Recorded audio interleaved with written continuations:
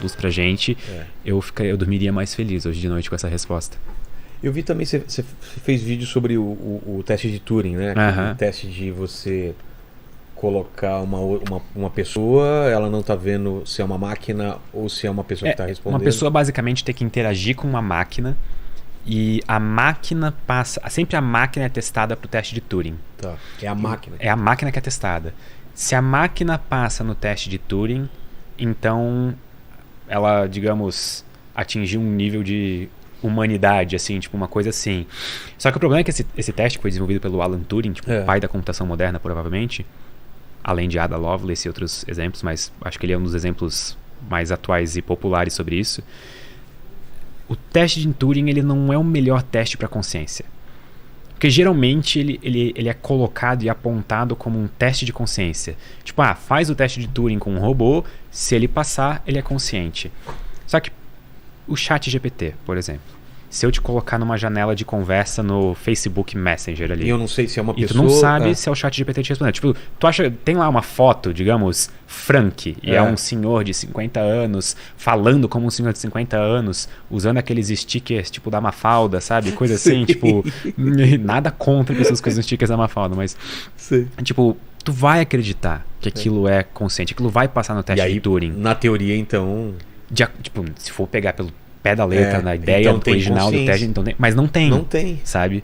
Então, hoje em dia, o teste de Turing não é tipo o melhor método para avaliar se alguma coisa é consciente ou não. E até assim, eu vou levar de lição para casa e vou pesquisar mais se existe hoje alguma ferramenta que única e sem margem para erro consegue dizer pra gente se alguma coisa é consciente ou não. Entendi. Principalmente no contexto de inteligências artificiais. Eu vou fazer essa pesquisa em casa e vou ver se eu consigo achar. Inclusive já sei até em quem começar a perguntar. Roberta.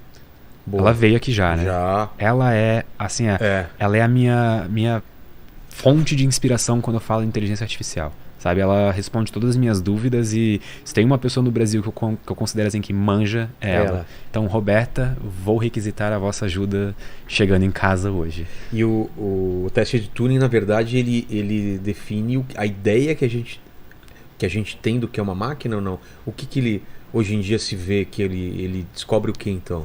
Ele é tipo uma proposição feita num tempo em que naquela época fazia sentido a ideia. Naquela época fazia. E hoje em dia a gente vê que, na verdade, não é bem assim, sabe? Tipo, aquilo não é completamente um teste para consciência. Até o filme Ex Machina, ele brinca muito com essa ideia. Recomendo esse filme, inclusive. Esse filme é fantástico. É fantástico. E ele brinca muito com a ideia de teste de Turing. Só que, na verdade, quem estava sendo testado não era a máquina, né? Era o cara. Na verdade, o teste de Turing é feito com a gente. Eu falei que só podia ser feito com máquina, né? Mas ele é feito com a gente. Como toda assim? Vez que tu responde um CAPTCHA. Sabe aqueles negócios que aparece? Você é robô? Clique nas faixas de pedestres. Sei, ou na tu tá sendo testado de Turing. Por quê? Pra ver se tu não é um robô. Tá. Porque a ideia é que robôs não conseguem passar nesse teste. Você já viu a teoria de que aquele você não é um robô, pode ser um robô procurando a família dele? Quê? Sabe quando você preenche aquilo, não sou um robô? Sim. Pode ser um robô solitário que tá tentando encontrar a família dele? Ele tá justamente esperando alguém esquecer de marcar que não é um robô. Tipo, e a família? Mãe! Tipo, eu tô aqui. Que tristeza! Não é triste essa história, cara? É só um robô tentando achar a família dele. O mais triste é que agora eu fico pensando nos casos em que as pessoas genuinamente esquecem de clicar que não são um robô, e aí o robô fica feliz por um lampejo de segundos, e daí logo ele se volta à solidão dele, sabe? Tipo... Que triste. Não é que triste. Aliás, se você gostou de Ex Machina, você tem que assistir o seriado do mesmo cara que chama Devs. Você assistiu Devs? Não. Mano, não sabia que ele tinha ontem, cara.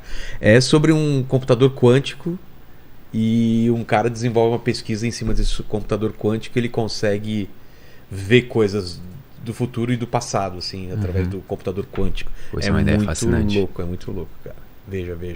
É muito bom. E o final é de explodir a cabeça. Assim. Computadores quânticos são outra coisa, assim, que... Então, eu não entendo por que ele vai ser tão melhor assim. É porque a maneira como os computadores... Pra fins de referência, sempre que eu for falar agora dos computadores que a gente tem hoje, eu vou falar computador clássico. Clássico... É computador clássico. A arquitetura do computador é clássica. É a que a gente tem hoje. Sempre que a gente faz um código, por exemplo, roda um código no computador clássico, ele roda de maneira serial. O que quer dizer? Tipo, a gente faz uma instrução de passos. Se isso, faça isso. Se não, faça isso. Se não, meio que ele segue uma ordem, tipo uma linha de eventos, né? A vantagem de um computador quântico é utilizar fenômenos de origem quântica para, ao invés de fazer essas coisas em série, fazer elas em paralelo. Ou seja, ao mesmo tempo. Usando, por exemplo, a superposição.